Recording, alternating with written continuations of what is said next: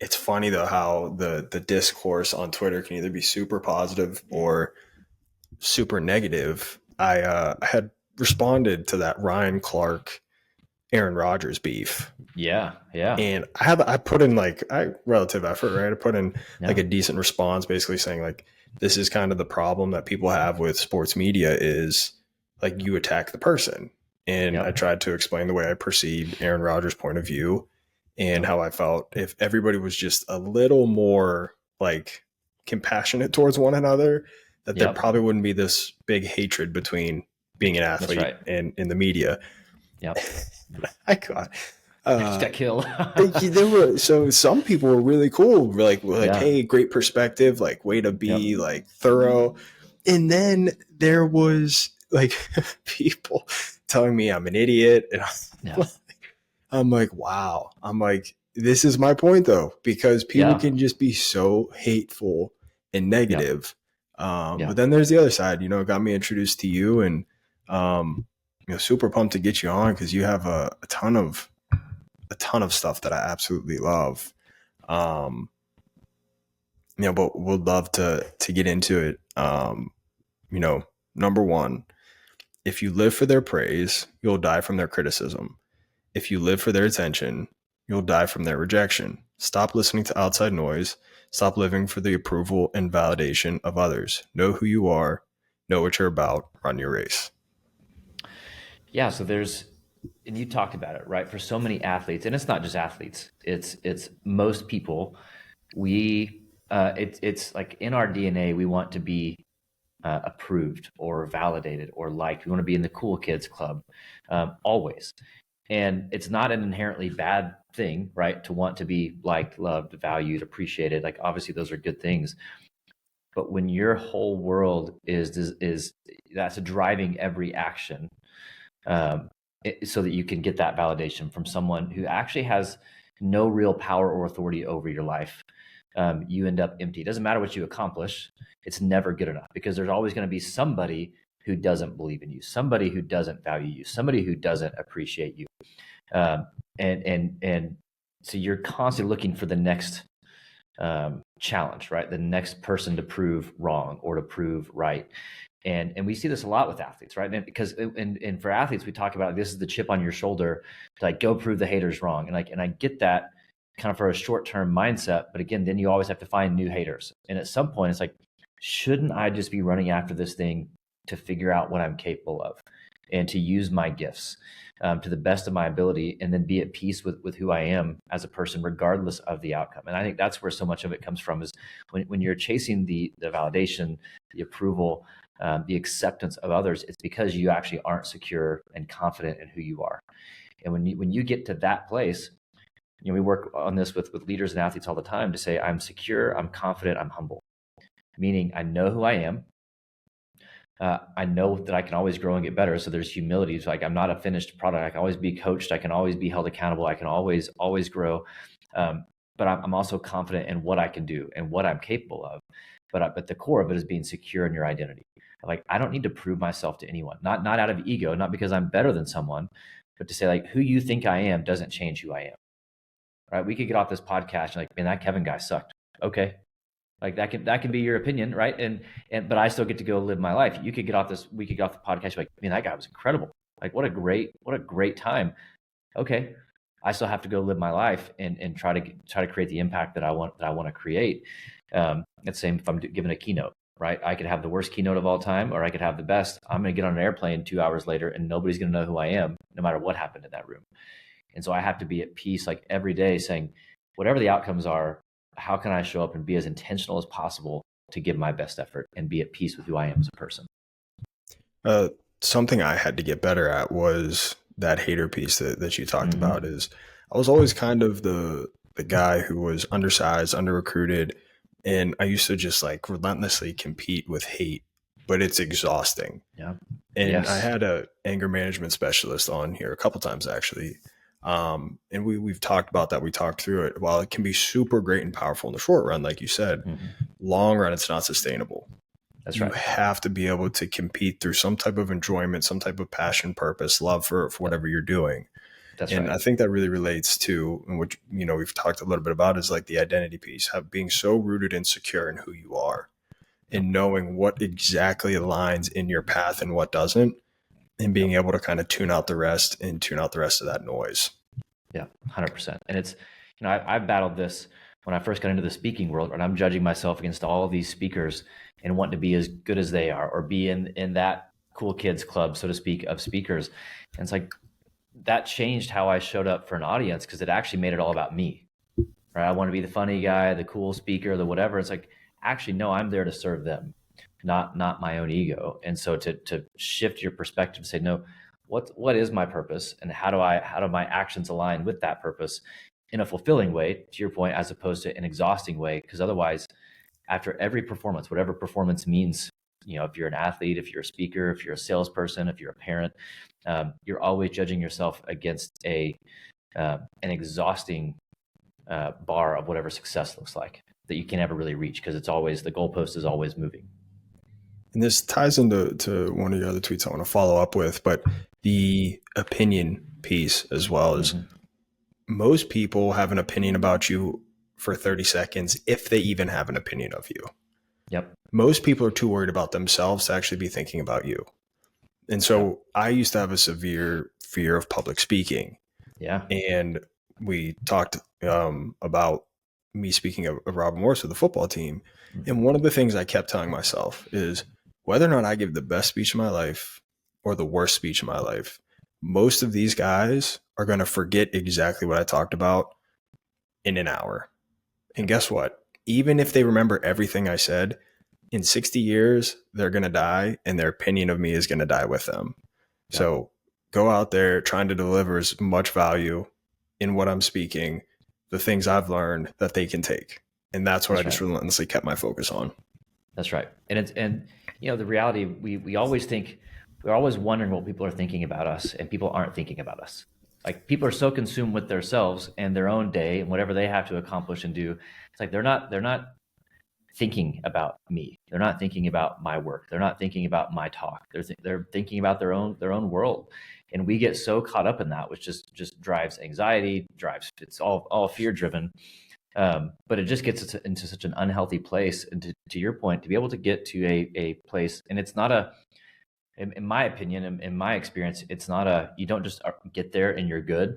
It's like a daily, you're having to battle those things, right? It's not, when we talk about, like, people being positive thinking, I'm like, most people I know who are positive, their first thought is still always negative, because we're human.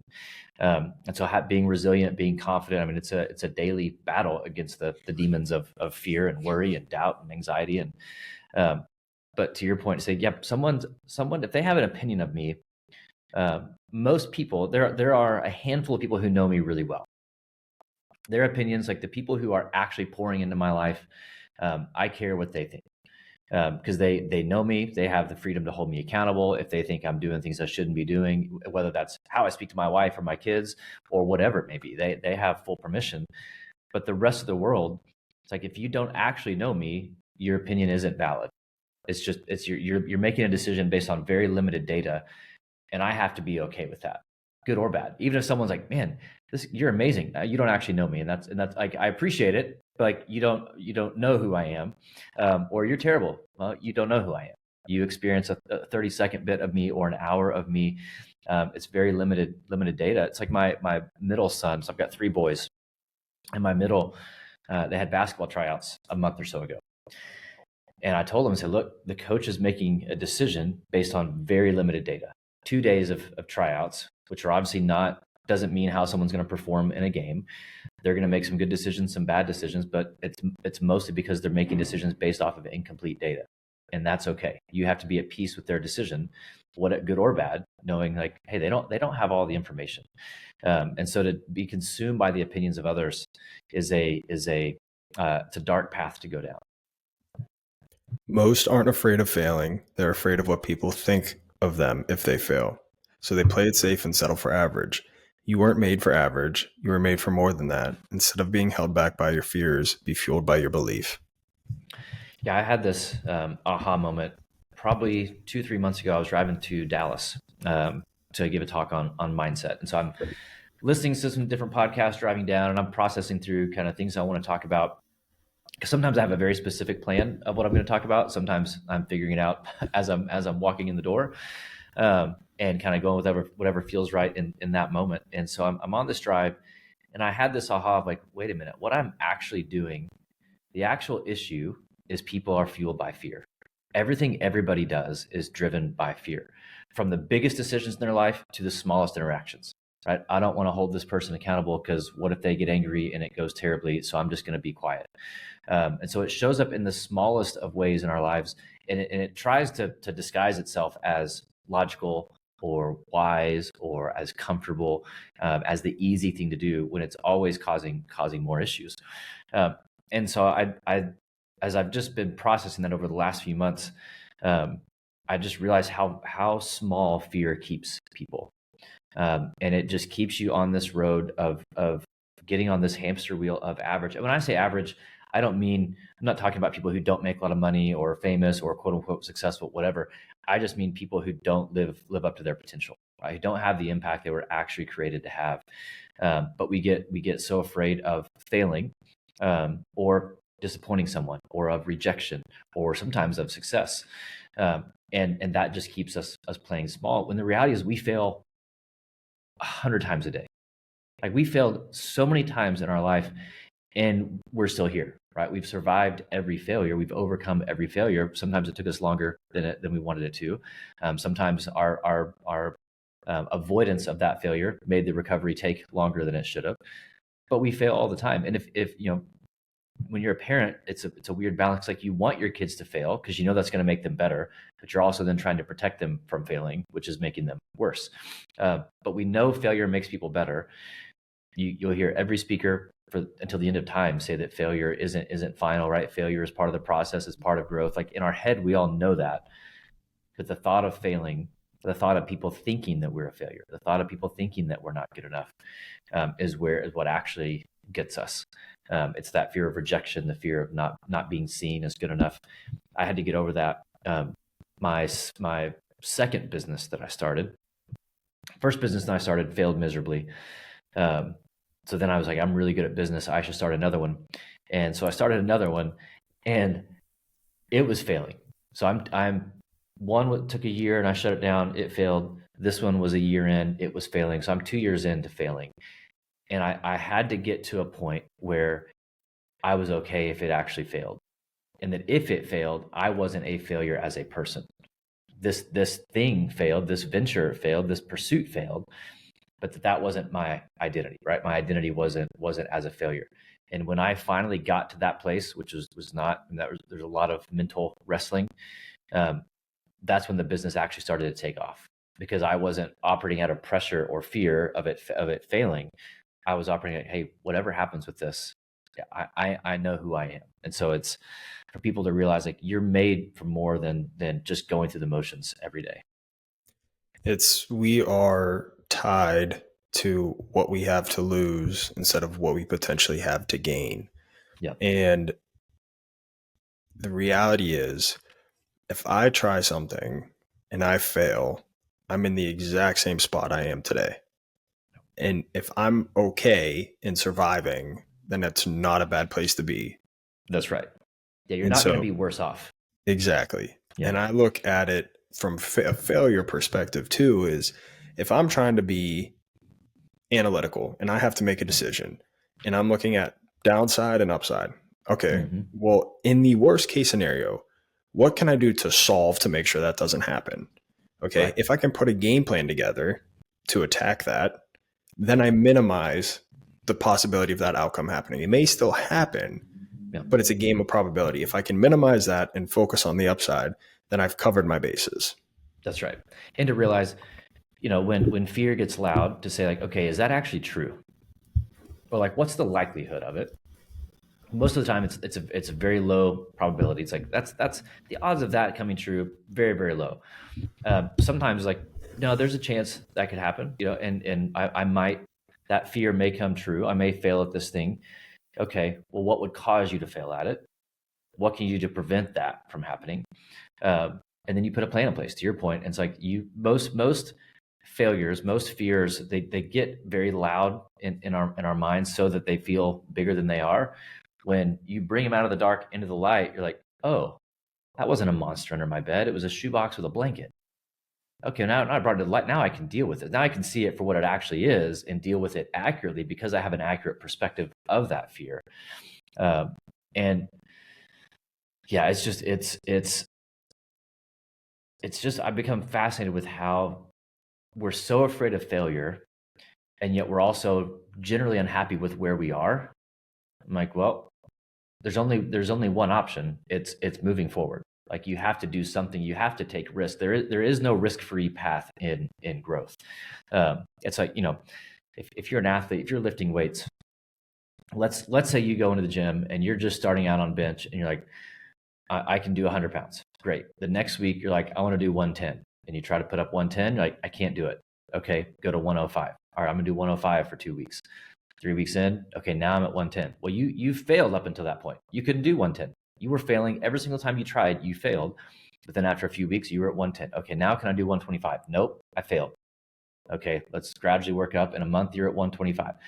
Before you know it, you're at 250, but you had to fail every single step along that way, because failure just means that you're trying things you haven't done before, which means you're not supposed to be good at them. Right? If you've not done it, you're not supposed to be an expert at this thing, this path that you're just starting out on. You don't wake up and run a marathon. You train to run a marathon, which means you fail at running a marathon multiple times. Like, you're every mile is further than you've gone before, and that's the process. And we all know that, but we're the data driven piece of us and the emotion driven piece of us. The emotion tends to win out too often for people. Something you said too about the unhappiness piece. If you're someone who's unhappy and you're not chasing the things that you want to do or feel that you're capable of doing, what do you have to lose? Because Right. even if you're unhappy chasing those other things, you're still unhappy. That's right. So you're either unhappy doing something you hate or unhappy pursuing growth or a challenge or something that you know would be better for you. Yeah.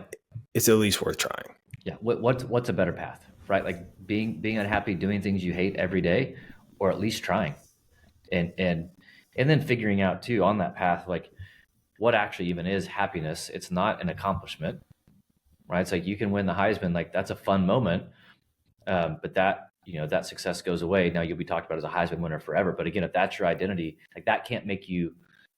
That's not lasting happiness, right? Outcomes can never be what drives our happiness. They're good things, right? Obviously, those goals are good to have, and business success or life success, like, those are great things. But if you can't figure out a way to be happy where you are with what you have, you're never going to be happy with more. And that's, I think, I think people miss so often. Well, if I just had more money, if I just had more of this, no. I was talking to a leader recently who's their company's going through some difficulties, and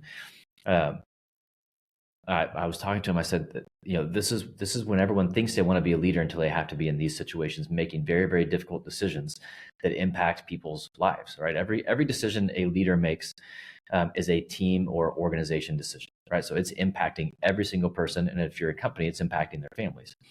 I said, everyone wants to be a leader until it's hard, until these moments. He said, yeah. He goes, but the problem is it's always hard. He goes, the last 4 years we've grown 20% year over year. He goes, that was hard. Right. So it's always hard, whether you're growing or struggling. But it's figuring out, how can I be happy regardless of circumstance. I don't mean to be the champion of the Aaron Rodgers fan club today, because I know we talked about him a little bit, but if you haven't watched the documentary, it gives you a little more insight of who he is. And the one point that you made, winning a Heisman, it's a great moment. He talked about when he won the Super Bowl, that was all he cared about his whole life. He said, from the beginning, he's felt he's had a void in his life forever, and he thought the Super Bowl would fill it. Yeah. And he said pretty quickly after he wins the Super Bowl, he's like, now what? He's like, I'm still unhappy. He's like, I got everything I've worked for my whole life. And he's like, I can't have football be my whole identity. Yeah. And that's, progress into what's happened over the last, 13 years at this point. But that point is so true in so many of us, is we feel we have this void, and we look at accomplishment or achievement as that filler of that void. until we realize it's not. Like happiness, it's like trying to eat one meal and be full the rest of your life. Right. It just doesn't work that way. And No. I think we need to re-characterize our perception of what happiness is. Absolutely. And Billy Donovan, when he was coaching Florida, they won back-to-back national titles. And he goes, that was as depressed as I've ever been. He's like, I think he was like 35-ish around the time. He's a younger coach. He's like, I'm at the mountaintop. Now what? Like, this is it. Like, this is as good as it gets. And I'm as unhappy as I've ever been. And because in sports, it's true in a lot of industries. I think maybe even more so in sports, because you are constantly chasing that mountaintop, that gold ball, that trophy, and then you get it, and it's like, now what? Because it's such a wins and losses are gauged by wins and losses, and it's such an outcome driven sport, and so the challenge is like, how do I be at peace in an outcome driven industry? Because if you don't win the championship, that doesn't mean you had a failure of a year. That doesn't mean you, like, maybe it does. Right? There's so many different factors at play, but if winning is the ultimate thing, what do you do when you get that thing? What are you about then? And so if the drive is like, I want to figure out what's possible, if I want to figure out what I'm capable of, I want to figure out what my potential is, well, then winning is just part of that journey. It's like, yep, we figured out what we were capable of this year, but now we have another year to go figure out what we're capable of. If we win the trophy, great. But so we judge it a lot off of potential versus performance. If your potential is an 8, but you performed at a 7 or a 6 or a 5, okay, then let's have a conversation. But if your potential was a 5-win season and you had a 5-win season, like your performance was 5 wins, like you actually reached your potential that season because of a number of factors. Could be talent, could be injuries, could be so many different things. But to figure out, what am I actually running after? And the person who has the competitive advantage is the person who is at peace regardless of the outcome. Because another idea we talk about with athletes a lot lately is this idea of commitment versus contentment. So there's this idea of, if we're working with a golfer, we want them to be 100% committed to the shot that they're standing over, no matter the outcome, whatever happens. But then to also say,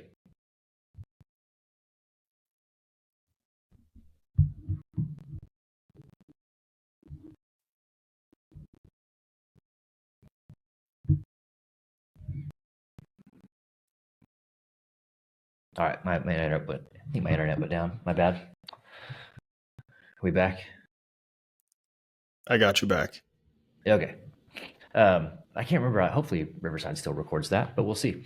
But I'll kind of reset that. But so there's this idea we talk about a lot with athletes and lately a lot with golfers of being committed versus content. And so if you're a golfer, to be standing over a shot, 100% committed to the shot in front of you, or if it's on the driving range in practice, like you are 100% committed to your craft, to whatever the task is in front of you, but also being 100% content with who you are, whatever happens with that shot, whatever happens with that tournament, whatever the outcome is. And for most athletes, you think Michael Jordan, you think Kobe, you think most of the greats, they were very, very committed, but not content. And there's an unbalance there. They're unhealthy. Winning was never enough. I mean, you watch, the Last Dance documentary, Michael Jordan is still not at peace with really anything in his life. Extremely committed, very, very much not content. And so there's an unbalance there, because if you win and die, or you live and die by the outcome. And so if you win, it's never good enough because you feel the pressure. Now I got to do it again. If you lose, you see these coaches like they're just unhealthy for 3 months after the season because they're just dying based on what happened. They lost. The season didn't go the way they wanted to. And so now they're desperate to fix it. And it's not just because they're competitive, it's because they're not content with who they are as a person. So you look at a guy like Scottie Scheffler, when he's on the course, or Steph Curry, when they're on the court, like they're 100% committed to their craft, to doing whatever they have to do to be the best at what's in front of them. But when they walk off, Scottie Scheffler's like, I'm a dad, I'm a husband. Like I gotta be all in there as much as I'm all in on the course, which ultimately gives them a competitive advantage because they can lock in when it's time to lock in, but walk away and not let that impact who they are as a person. Greatness doesn't happen on accident. It doesn't happen overnight. Greatness requires showing up with intentionality each day when nobody notices, when it's hard, when you don't feel like it, when you have other options. Greatness isn't convenient. Greatness is boring. Yeah, I think we all love the idea of being great at whatever it is that we do, professionally, personally, physically, mentally. Like, hey, do you want to be great? Absolutely. Okay, well, here's what it requires. I don't know. I'd like to sleep in a little bit tomorrow. It's a little cold. I don't know if I want to run when it's cold. And my boss isn't watching. I don't need to be there early. Like, the boss isn't there yet. I don't need to be there early. I don't. Boss left at 4. I don't need to stay late and get extra work done. And so we are so driven by comfort and convenience. And I think the American dream is actually the pursuit of comfort, right? We want to remove any hardship, any adversity, any inconvenience from our life. And then we wonder why we can't handle any adversity, any hardship, any inconvenience, because we try to remove any of it. And so to say, one of my favorite videos is a few years ago, and it was Steph Curry in the gym alone, just shooting threes over and over and over and over and over and over and over. I'm like, he doesn't become the greatest shooter in history on accident. He doesn't become the greatest shooter in history by showing up on game day or by just going to practice whenever practice happens. He becomes the greatest shooter in history by saying, I'm going to wake up every day and get X amount of shots in when nobody's watching, when it's not convenient, when my teammates are asleep, when my family's asleep, when I could be doing other things, when I could be relaxing, when I have so many other options. This is what's required for me to be great. And if this is what's required, then I'm going to do what's required. And it's not sexy, it's not fun, it's not convenient. Very rarely is somebody going to be watching you or giving you credit for it. And so it's saying, how bad do you actually want it? How bad do you actually want the thing that you say you want? We always challenge people. You show me your bank account and show me your calendar, I'll show you what you actually value. Because you can tell me what you value, but you show me where you spend your time and where you spend your money, I'm going to know what you're actually about. And no judgment. It's just the truth. That the data doesn't lie. If you're about getting better, if you're about being great, then you're going to put in the time, not when you want to, but when it's what's required every single day. So like, I don't, I enjoy working out, but like, I've not been a consistent, discipline is not I thought for years, discipline was just a natural, like a personality thing for people. I've realized that it's a skill that people develop, and it was not a skill that I had for most of my life. I'm scattered, not good with details, lacked focus.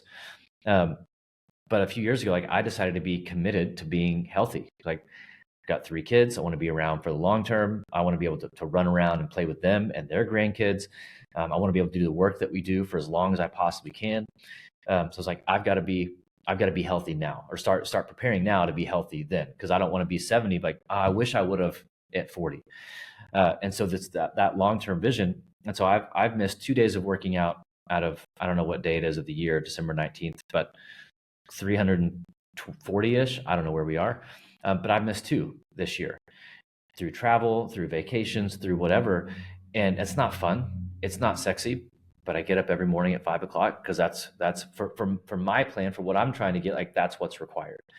And people are like, don't you like to sleep in? I love to sleep in, but that doesn't fit with my goal. And I don't, and I have systems to hold me accountable, because I'm not gonna accidentally do those things. Or I'm not gonna accidentally be healthy. I'm not gonna accidentally be a good dad or a good husband or a good business person. I have to think, what do I want, and what does that actually require of me, and how can I organize my days and my life to where that becomes the default? Because if I have a choice, I'm not going to do it. So I've got to figure out a way to where I don't have a choice.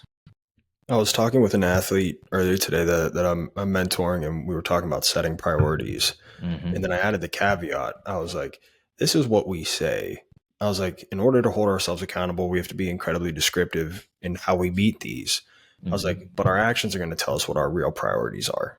Yep. I was like, and that key part that you said is the lack of judgment. We're not judging.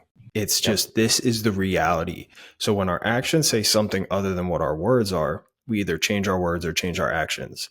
And it's okay, just as long as we get those aligned. Because the discontentment happens when those two aren't aligned. If we're saying we want to achieve one thing, but our actions aren't going there, major contentment's happening. There has to be equilibrium. That's right. You have to decide, to your point, like, do you actually want that goal? Because if you don't, then adjust your expectations for life. Say, hey, I don't actually want that. Okay, great.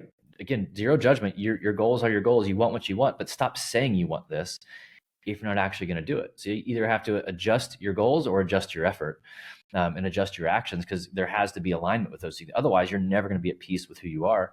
And so many people say they want certain goals because they feel like they're supposed to. I'm like, no, no, no. Your goals get to be your goals. Like, if you don't want to be healthy, great. Don't keep saying you want to be healthy or a good leader or a starter or whatever. I always tell my kids, I'm like, you're going to get good at what you practice. Like, if you don't like, if you're not starting on the basketball team, well, you play video games for 8 hours this week, and I don't care. I don't care what you do with your time, but don't be mad that you're not getting better at basketball if you spent more time on video games or texting your friends than you did in the driveway practicing basketball. You've got to be honest with what your priorities are. Now, if you're okay not starting, great. Just don't complain about it. Don't complain about those things. Be like, no, I'm good being a role player, just being a great teammate. If I don't want to put in the extra work, awesome. Every team needs role players. Just don't act like you're not getting something or that you're entitled to something when you're not putting in the work for those things. So you have to your point, find that alignment and adjust. Otherwise, it's never going to work out. Culture is revealed in big moments, but is built in the small daily interactions, decisions, words, and actions. When you're intentional in the small moments, you won't need to worry about the big moments. Show up on purpose. Yeah, I think coaches or anybody really, we think, if you get to the final drive, right, 2 minute warning, you've got a team driving down the field, pressure's on, and they feel like, oh, this is where they build culture. No, this is where it's revealed. This is where teams have to trust each other. Yeah, they only trust each other then if they've done the work beforehand to build trust. If they've been relational and intentional with those players in small moments, whether walking through the hallway, in the film room, when they're not in the facility, texting and like, hey, are you good? Hey, good effort today. Love the attitude. Like, if you're not building those habits of connection, of trust, of confidence when you're not on the field, you're just hoping for it on the field, right? You don't, again, walk up to a plate like, oh, hope I'm gonna hit a home run this time. Hope I don't screw this up. Hope I don't throw an interception. It's like, no, and you still might, no matter how prepared you are. Things happen. But if you're walking up hoping that your team trusts each other in that moment, hoping that you're prepared for that moment, you've done something terribly wrong, which means you've not actually invested in your people and your culture and your influence throughout the course of the season and the off season. And so it's so fascinating watching coaches who build culture really well and coaches who talk about culture, because they think, like, if we just talk about our values every day, we're going to live those values. I'm like, no, your players know when those are just talking points. They know when those are just opinions. If those values aren't tied to specific daily actions, like, people aren't dumb. Your players know when you're faking it. And so you can't expect them to live it if you're faking it. But when they hear you talk about relationship and family first and all these things, and then they see you check in with them. Hey man, how you doing? You good? How's class? How's your family? How's your girlfriend? Do you need anything? Like, and not talking about the sport, not talking about anything other than life. If you never have those conversations with them, they're not going to trust you. That doesn't mean they don't like you. Doesn't mean they don't respect you. But trust happens in relationship, right? Leadership is relational influence. They don't care how much you know about your sport, what you've won. Like, that is nice, but I'm gonna actually give my everything for you when I think that you're for me. When I know that you're for me and you've invested in me and you've valued me, then let's go. And so trust is built before you need it, right? Culture is built before you need it. And so when you see teams fall apart in those moments, like, yeah, their culture didn't break down. That is their culture. Their culture is one of distrust. Something about in-game preparation as well that I think is really important. So I did some color commentary this year for some college football, and I was calling a game that was a blowout by halftime, like 42 to 14. And play-by-play was like, why aren't they, just kneeling the clock out and kind of going to halftime with this huge lead? And my response was, you have to think about it from the perspective as a coach. When you're going through a season, there's only so many 2-minute drills that you're going to get to execute and run on, particularly in game. So whether or not this is 42-14 or 7-7, you have to get yourself the reps in the practice. Because then when you're actually in a game, where that 2-minute drill matters. You've done it before, you've simulated it, and you've run That's and right. executed it at a high level. Yep. And I think something that's interesting is listen to any former Patriots player talk about Bill Belichick and Tom Brady and their preparation. Mm-hmm. That's where, in my opinion, like you're articulating, that's where culture comes from a preparation standpoint. When you 100%. see the two at the top of the world or top of the organization, just unbelievably meticulous in their details. I could listen to Julian Edelman's podcast when he talks about those guys all day long. I could listen to Tom Brady and Bill Belichick talk football all day long because you just see the execution and the preparation that they had every single day. Yep. And then coaches wonder why they don't have that, like because you don't prepare that way. And not that you have to copy a copycat, like do everything exactly as they did it. Like if you're just showing up and going to practice and never interacting with your players, never studying game tape, never having conversations about what to do here and here, like, it doesn't matter how much you know about the sport. It doesn't matter what you've done. Like people see your preparation, and your preparation is revealed. Now you can, to your point, be up 42-14 against a weaker team. That doesn't mean you had a good game. Could have been, like, doesn't mean you executed well. You could just be going against a team that has far inferior talent. And to your point, if you're not being intentional with those reps in that game, you got that 2-minute drill. It's one thing to do it in practice, but to put it actually on game tape, no matter who the opponent is, that gives confidence. So you can show, hey, the next time we're in this situation, we do this, this, and this. But the lack of preparation, it's not just the sport piece, which is obviously a massive competitive advantage, knowing exactly what your opponent's going to do in these situations, knowing exactly what their tells are for certain positions. Like that's it, that you don't get those just by playing the game a long time. You get that by watching a lot of film and being relentless in your preparation. But the same is true in preparing with relationships and preparing for culture and preparing for resilience and mindset. You have to treat those things as skills, just as you would being in the weight room or watching film or getting physical reps in. You have to treat culture reps the same way. Limiting beliefs. I'm not good enough. I can't do it. I'll fail. I don't deserve it. Empowering beliefs. I have what it takes. I am good enough. I am worth it. I will do it. Thoughts shape actions. Believe better about yourself. Talk better to yourself. Call yourself up. Yeah, I think everything hinges on the way that you feel about yourself or the way that you believe about yourself. If you think that you're not good enough, you're right. And not that you're not actually good enough, but your actions are going to follow that thought pattern, and that's going to play itself out to be true, which just reinforces those limiting beliefs. And it's not about ego. It's not about, I'm not positive self-talk and positive self-image. It's not about thinking that you're something that you're not. Right? It's like it's not me saying, we talk about visualization a lot with athletes, with leaders, and like, oh, you mean like saying I'm going to be a millionaire? I'm like, no. It's not saying you're going to go have a $10 million business or drive a Ferrari or what. Like, no, it's having a picture of who you are at your best and how you think and how you operate and the way that you communicate. And say, like, wait, I'm actually capable of that. And the truth is, I was actually created to operate that way. Like, we were created to operate at our peak. It's our job to believe that and then go live that out and figure out what's possible. And so we talk a lot about mindset with people, and the way that you talk to yourself, it directly impacts your actions, which obviously impact your outcomes. And so if you take two people and this person every morning is like, man, I suck. I don't know if I have what it takes. I don't think I'm good enough. This isn't going to work out. And you take this person who's like, man, I'm going to go have a great day. I'm going to figure out what's possible. I'm going to give my best. I know that I've got what it takes.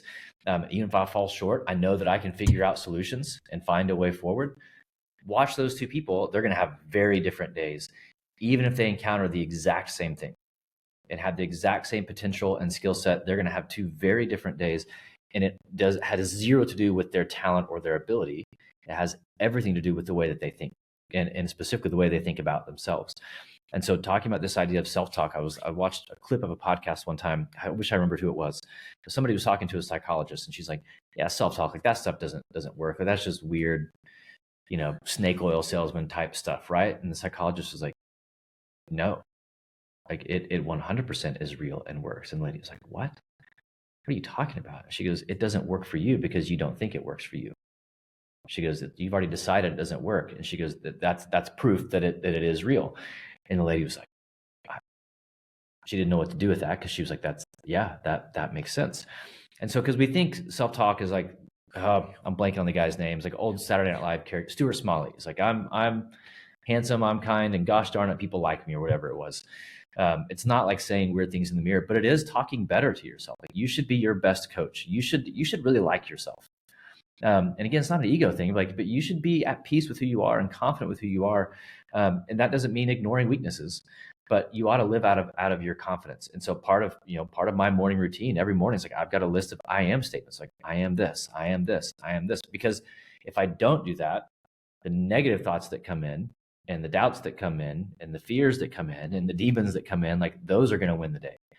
And so if I don't fight that battle, I know the path that I'm going to go down. And so for people to like actually talk better to themselves, and on a physical level, it rewires your brain, right? We think of it this way. Like, our family likes to go hiking. Well, most of us, my 13-year-old, we're like 50 yards in. He's like, are we done? I'm like, dude, we can still see the car. Like, what are we doing? But when we're going to go hiking, right, we're either going to get an app or we're at the trailhead and it shows us all these different options. Like, okay, we want to end up here. So this is the trail. And if we go this way, it's going to end there. And we know that because 1,000 people have taken that trail and ended up in the same spot. If we want to end up somewhere else, we got to find a different path. Every time you are driven by fear or negative self-talk, you're just going down that same path, leading to the same outcome of limited effort, limited action, playing it safe, being driven by fear. And we've gotten really good at that because we practice it, right? Again, you get good at what you practice. Most people practice being negative. Most people practice living out of fear. And so we walk down that path every day. So we've just established that trail, and we always end up in the same destinations. Like, well, if I want to get somewhere different in my day, in my life, in my outcomes, I've got to take a different path. I've got to find a different trail, which means I have to have different thoughts in order to go down that trail. And I've got to practice those thoughts until they become my norm. And people think like you do self-talk like one time, like, oh, I'm positive, I'm confident, like, all right, I'm good. But no. You've got to do it every day because you've been doing the negative every day for 40 years. Now you've got to do the positive every day to start to rewire your brain to get to better places. It's the internal dialogue, and it's not that you're creating a false reality. It's you're bringing a future reality to the present. And it's that voice in your head. And if you compare the enhancing beliefs with action, you're going to be a tough SOB to beat. That's right. Because action follows belief, and that belief has to come from the communication in your mind.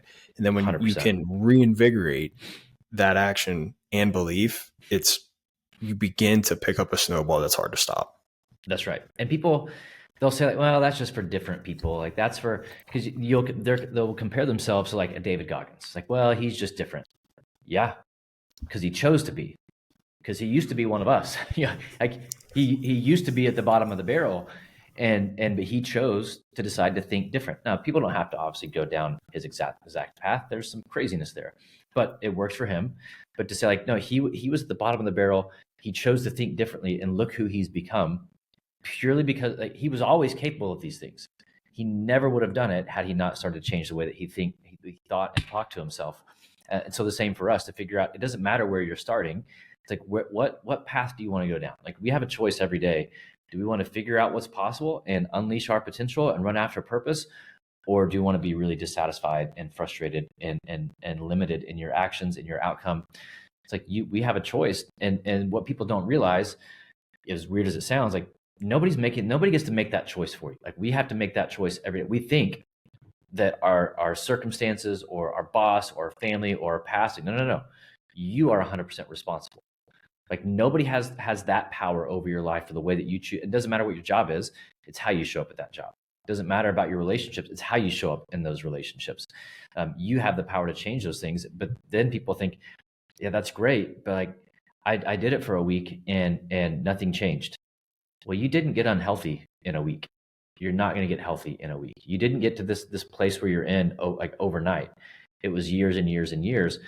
It's going to take time.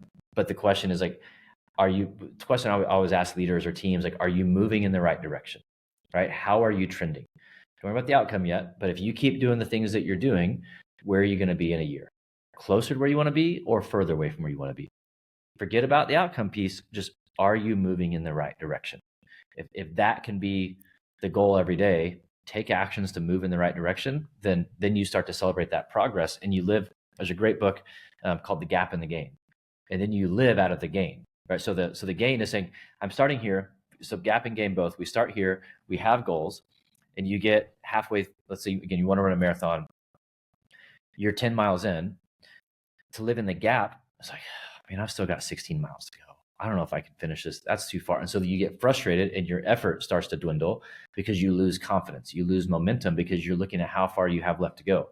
To live in the gains, like, dude, I've already nailed 10 miles. I've only got 60. If I can do these 10, I can do these 60. Look at how far I've already come. Look at what I've already accomplished. That gives you the confidence and motivation and energy to finish and to keep going. And so to live in the gain always, comparing yourself to where you've come from, not to where you're trying to be. Living a higher standard offends people. Pursuing greatness offends people. Avoiding mediocrity offends people. That's okay. Mediocre people don't like high achievers, and high achievers don't like mediocre people. Reject average. Yeah, that famous Nick Saban quote, and it's so fascinating. If you're on a team setting and you're trying to do more, because you have goals, you're trying to figure out what's possible for you, and so you're in the weight room extra, you're watching extra film, you're going to bed early, you're whatever it may be, you're in a company and you're staying late to work, you're taking on new projects. People are like, man, what's your deal? Who are you trying to impress? Right? It's like, because you're making people who are okay with average, now you're a threat to them. Right? If you're pursuing your potential, you're always a threat to people who are just trying to skate by, to live the status quo. And so they're always going to try to tear you down, to make you look worse for doing more, for caring more, for giving more effort. And because they want you back down to their level. Because if you're on their level, you're not a threat to them anymore. But if you're actually trying to figure out what you can accomplish and what's possible for you, now you're a threat to everyone around, which is most people. You're a threat to everybody who's just trying to go through the motions. And so to realize, like, one, they don't have to be on your path. They don't have to approve your path. This is the direction you're going. Commit to that. Doesn't matter what they think. And when you can do that in a secure way, you're gonna weed out people who are threatened by that, which is great. Like one of my sons was on a baseball team recently, I guess a couple years ago, and they had lost a couple games, and they had, like, in the middle of the season, it wasn't a school team, it was a travel ball team, but a couple kids quit. And I told them, good, you don't want losers on your team. And not that they were bad people, they were 14 years old. I'm like, they don't want to put in the work of getting better. They're not willing to struggle. They're not willing to figure out what's possible. They want everything to be easy and handed to them. That's not what you want to be around. And so the same, if you're on your path, like, you don't want to be around people who are settling for average. So you going after it, you're going to weed out some of those people. But what you'll find is that you're going to attract people. It's like, wait a minute, he's different, and she's going after something. What's her deal? I want some of that. Because not only are you going after it, you're at peace, and you're making a difference, and good things are happening. Oh, they're just lucky. No, they're not lucky. They're working for everything they're getting. They're having good outcomes. They're getting promoted. They're having success. They're producing on the field, in their sport, in their career, whatever, because they care. They care enough to do more, to do what's required to do those things. And greatness attracts people who actually want that, right? And so you end up, and it's a smaller community, right? There's not going to be a lot of people who want to be on that path, but you're going to attract people who want to be on that path. And now you're surrounded by people who are going to challenge you, push you, and then you figure out what's really possible. It's that path. It starts as jealousy, hatred, and mockery. Mm-hmm. Then it becomes luck. Then it becomes they're different. And then it becomes, oh, I always knew they'd be successful. That's right. And I absolutely love, and I try and in my own life, try and be that person that's different. If everybody agrees with you, if everybody likes you, if everybody is in a line with you, you're probably not pushing yourself to your own boundary. You're probably not at the top end of your potential. That's right. And I think we have to get past this place. You don't have to be liked by everyone. And that's not freedom to be a jerk to people. Like, obviously treat people well and be respectful, but, like, I'm not for everyone. And that took a long time for me to get to, because, like, I am a people pleaser. I'm a people person. Like, my personality, like, I want to be liked. I want everyone to be around. Let's be on the same page, having fun. But to say, no, I'm actually committed to this path. People are going to be offended by that. They're going to judge that. They're going to question that. And you have to be okay with that. Say, no, they don't have to agree with or like what I'm doing, because they're not on my journey. They're not on my path. So like, my path isn't for them. It's for me. I'm not here to judge your path. Like, you do you. I'm gonna be on my path. And it's to be able to run that race again, to be secure in that, to be confident in that. Because great, it's this weird thing of like, to be great, and again, that doesn't mean famous or whatever, but to live life on purpose and to be intentional is for everyone, but it's not for everyone. And it's like, I don't need their approval to run after my potential. Hey, if you want to be on this journey with me, let's go. I'd love you to be on it. And what's fascinating is you'll find people who live that way, people who actually care, who show up on purpose, who are running after their goals in every aspect of their life with purpose and intentionality. Like, they don't judge other people who are doing that, because like, no, I know what that takes. I'm not going to judge their journey, because I know they're going after it. Right? They're doing something different. I may not understand it or agree with it, but I know the path they're on, because I'm on the same path of trying to figure out what's possible for me. People who are in the arena don't judge people who are in the arena. It's so hard, particularly when you lose old friends or you have the concern of losing old friends. And a lot of that's built up in your mind too. And, you know, in my own experience recently, I was supposed to go to a bachelor weekend. Mm-hmm. I'm not a drinker. I'm not a partier. That segment of my friends are. So I knew that's going to be a big part of what they were going to do. Yep. We were going, it was supposed to go to Steelers Eagles games. Hate both teams, even though I'm from Pittsburgh. And I just knew how much work I had to do. I knew I had a number of podcast recordings coming up that I had to prep for. I knew that I had to put together a mentorship program for a bunch of NFL combine and pro day training athletes coming up here in a week or two. Yep. And I just didn't have the time to sacrifice to go be there. And I was so concerned. I'm like, my friend's going to hate me. You know, I don't want him to think I'm selfish. But this is what I have to do. This is what my goals are. This is the commitment level it takes. Yep. And he ended up being super understanding, but it's that fear and concern of not being liked or losing friends. Yep.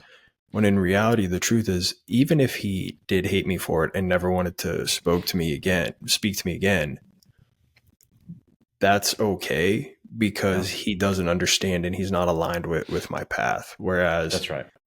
In the reverse, if I was in that situation, I would totally understand. I'd be like, I get it. You have to do what you have to do right now. We're young. In 20 years, we'll go on a trip somewhere. That's right. Well, because and not to be super negative, like, that reveals the kind of friend they are. Right? They're going to be so offended by that. Because again, we should always be cheering people on who are running after purpose, and to realize, like, that costs something. Like, it's and that's where people aren't willing to make a sacrifice. You had to sacrifice something that you wanted to do. Now, not necessarily you weren't super excited about most of the activities, but it's like, it still would have been my friends, would have been a good time. But this path I'm on actually requires that I say no to a good thing to actually do this thing. It requires sacrifice. And most people want all of it. And there's this lie, like, you can have all of it. No, you can't. You have to make sacrifices. And there are certain things that are worth sacrificing, certain things that are not worth sacrificing. But you don't unlock your potential working 40 hours a week at an 8-to-5 job. It's just not how it works. Early on, like, it takes more. Now, you can get to a point later on in life where, like, you can rest a little bit when you built up some things and you've got systems and it's all running. But you look at any successful leader, business, whatever. Early on, it took more. It required sacrifice. And that cost them things, cost them friendships, it cost them all sorts of different things. But to say that's okay, because what I'm chasing is actually bigger and better and more fulfilling. It's not a negative against any people or whatever in life. It's just saying, I have to go all in on this thing for X amount of time. I had a mentor one time said, if you're not willing to give 3 to 5 full years to something, don't do it. He's like, you don't actually care about it. If you're not willing to sacrifice, like deep sacrifice for 3 to 5 years, and I think the internet, now kind of speeds things up, maybe shortens that time frame. But it's like, if you're not willing to sacrifice for it, you don't actually care about it, which is why most people, entrepreneurship has become so sexy. I'm like, it's not sexy. Like, it is not for most people. Most people should just go get a normal job, and that's great. Like, work hard, be honorable, take care of your family. Like, most people need to just go have normal jobs and become the best they possibly can at whatever that field is and add value. Because to create your own thing, one, when you start out, you are marketing, you are sales, you are accounting, you are HR, you are everything, and it's live or die for a while, and it's most people aren't made for it, and that's okay. But if you are, and you're like, no, I'm going for it, there is an immense amount of sacrifice that most people deeply underestimate and aren't actually willing to commit to. I can't thank you enough for coming on today. It means a lot. I know this time of year our time is valuable, so thank you for coming on. If people want to reach out to you, if there's anything that you're working on that you want to promote, please let us know. Yeah, you can find me everywhere at Kevin DeShazo on any platform. Books are out there. Social media is probably the easiest place to find if you want to connect. Always love having conversations on leadership, performance, mindset, all those things. So, man, I appreciate you having me on. Love the conversation. Ladies and gentlemen, Kevin DeShazo. Listeners, thank you for tuning in.